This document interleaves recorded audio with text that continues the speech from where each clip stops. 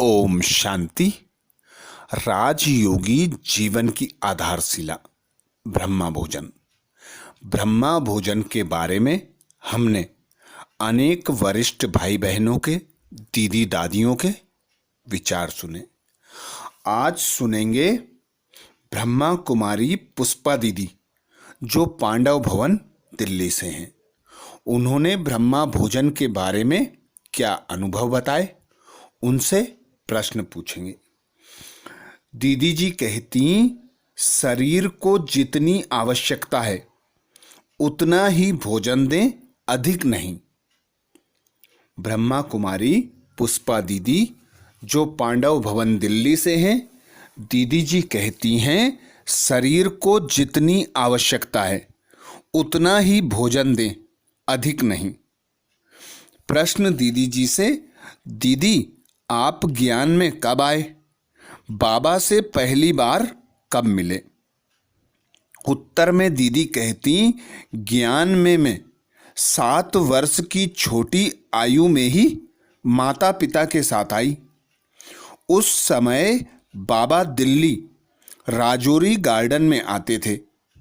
वहाँ माता पिता मुझे साथ ले गए तो पहली बार मैंने बाबा को देखा।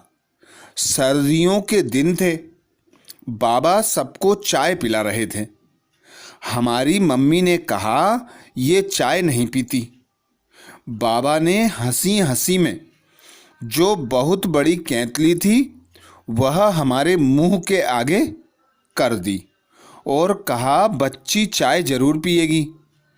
कुल्हड़ रखे हुए थे तो हमारी मम्मी ने उसमें चाय ली और हमें पिलाई।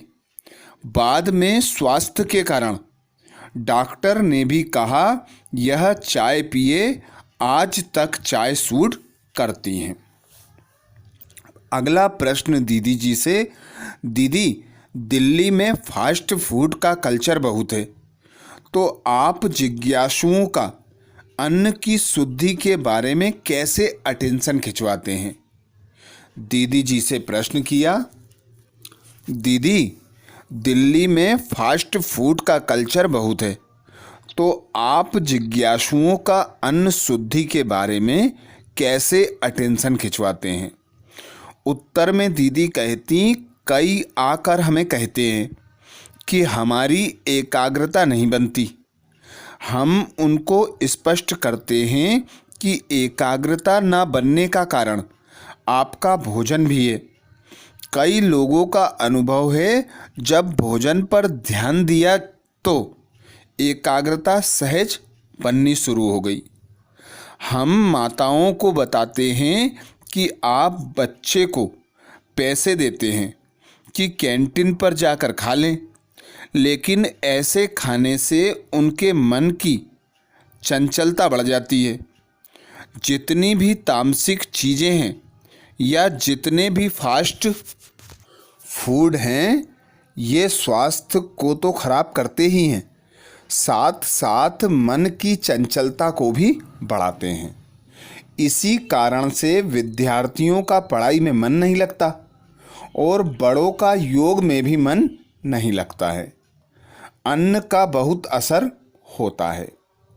अगला प्रश्न दीदी जी से, दीदी आजकल के बच्चे शुद्ध भोजन के प्रति तर्क वितर्क बहुत करते हैं, ऐसे में क्या करें?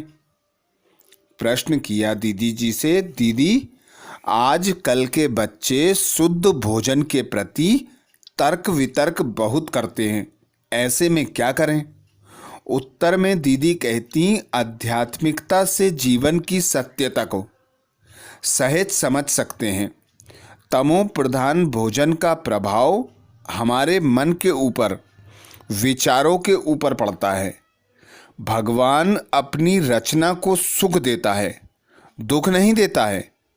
दूसरी बात, तमो प्रधानता हमारी दिव्यता को सामने नहीं आने देती है।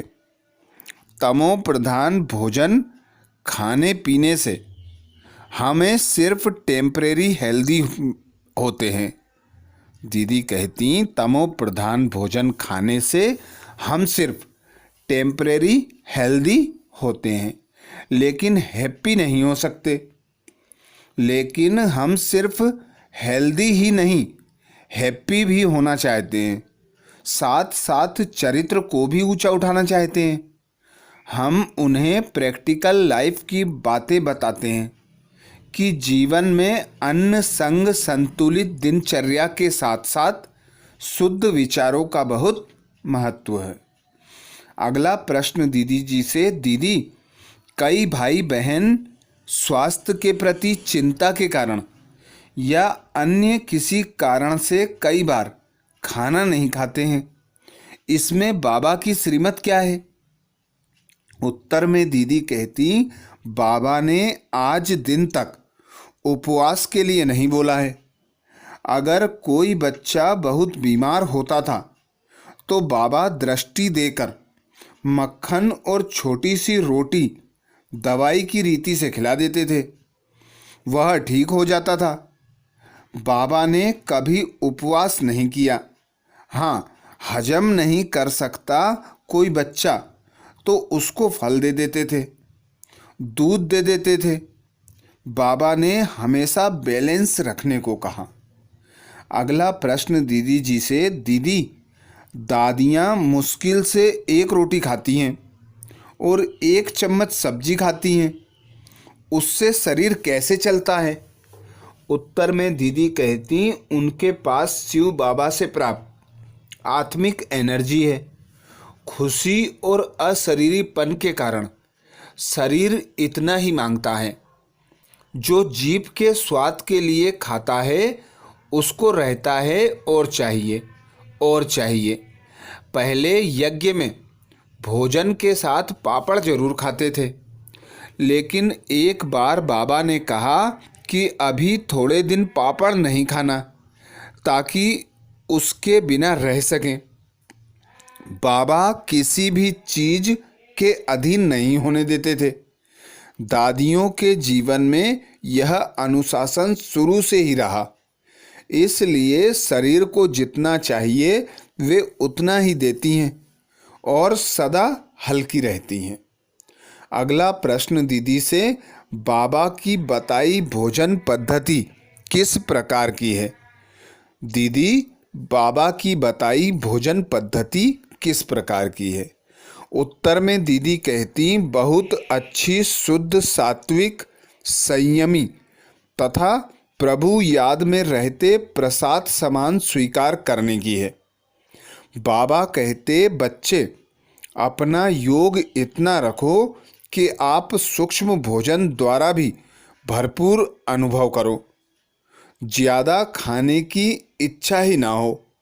बाबा यहाँ तक कहते हैं कि आवश्यकता होने पर मैं वतन में बुद्धि की रस्सी खींच लूँगा और आपको सुविरस पिला दूँगा। अकाल भी पड़ रहा होगा तो भी आपकी हालत ठीक रहेगी। ऐसी भी परीक्षा हमारे सामने आ सकती है और हम पास हो जाएंगे।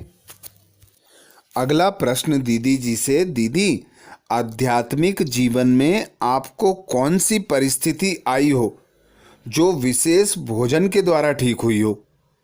दीदी, आध्यात्मिक जीवन में आपको कौन सी ऐसी परिस्थिति आई हो जो विशेष भोजन द्वारा ठीक हुई हो? उत्तर में दीदी कहती, मैं खाने पीने की शौकीन थी। बड़ी दीदी मनमोहिनी और दादी प्रकाश मणि ने सन 1976 में मुझे दिल्ली पांडव भवन भेजा। तब मैं बीएड करके एमए के लास्ट पेपर दे रही थी। वहाँ मैं ऑलराउंडर दादी और गुलजार दादी के साथ रहने लगी। एक बार मुझे बुखार बढ़ गया जो 105-106 डिग्री के नीचे ही नहीं आ रहा था। फिर बड़े डॉक्टर ने काफ़ी स्ट्रॉन्ग मेडिसिन दी तो बुखार उतर गया, लेकिन एकदम डाउन चला गया 96-97 डिग्री तक। इसके कारण शरीर में कमजोरी इतनी बढ़ गई कि मैं पलंग से उठ भी नहीं सकती थी, कुछ खा ही नहीं सकती थी। इसी बीच सतगुरुवार के दिन संदेशी को वतन में बाबा ने कहा, बच्ची को मेरी याद देना, और मेरे लिए खास दृष्टि और फल भी दिया। तब ऑलराउंडर दादी ने मुझे संकल्प दिया कि आपको मैं फल दूंगी, उसे ज़रूर खाना है। यंग एज होती है, अपनी टेस्ट होती है, तो एक बार आया, मुझे नहीं खाना है। उसी समय दादी ने दृष्टि दी तो अंदर से यह पक्का हो गया कि मुझे कहना मानना है। मैं निश्चय से रोज वह फल खाती रही। बाबा की याद में खाया तो याद और निश्चय के कारण उस फल ने मुझे इतनी एनर्जी दी कि मैं धीरे धीरे बुखार से उबर गई। टेम्परेचर नॉर्मल हो गया, डॉक्टर की दवाई भी कम होती गई और मैं ठीक हो गई। तब मैंने समझा कि जब हम बाबा की याद में निश्चय से कोई चीज़ लेते हैं कि यह शरीर की ज़रूरत है, तो उसका प्रभाव बहुत अधिक पड़ता है। वह सिर्फ शरीर को ही नहीं, आत्मा को भी स्ट्रॉन्ग करती है। उसके बाद से मेरा डर निकल गया। पहले मुझे डर लगता था कि बीमार पड़ने पर कौन सेवा करेगा। बाबा हमारी पालना करने वाले हैं, हम कभी बीमार पड़ ही नहीं सकते, पड़ेंगे भी तो कुछ होगा ही नहीं, ऐसा अंदर विश्वास हो गया। मुझे आज भी वह फल याद आता है। अगला प्रश्न दीदी जी से, दीदी भोजन के प्रति दादियों से आपने बहुत कुछ सीखा होगा। उत्तर में दीदी कहती, गुलजार दादी हमेशा कहती थी, अपनी दिनचर्या बिगाड़ो नहीं, समय पर खाओ। हमने ये दादी से सीखा। दादी कहीं सेवा पर गई तो भी टाइम पर भोजन करती थी। दादी कहती थी, आधी रोटी खाओ पर समय पर खाओ, समय पर नाश्ता करो। दादियों को देखो, समय पर खाना है और सीमा में खाना है। इस प्रकार तबीयत को हमेशा ठीक रखना है। यही हम छोटी बहनों को भी सिखाते हैं कि बैलेंस रख कर चलना, जितनी भूख है उतना ही खाना। तो ये थे दीदी ब्रह्मा कुमारी पुष्पा दीदी, जो पांडव भवन दिल्ली से थी, उनके ब्रह्मा भोजन पर विचार। अब आगे और वरिष्ठ भाई बहनों के, दीदी दादियों के विचारों के लिए बाबा के चैनल को सब्सक्राइब करें। अच्छा, ओम शांति।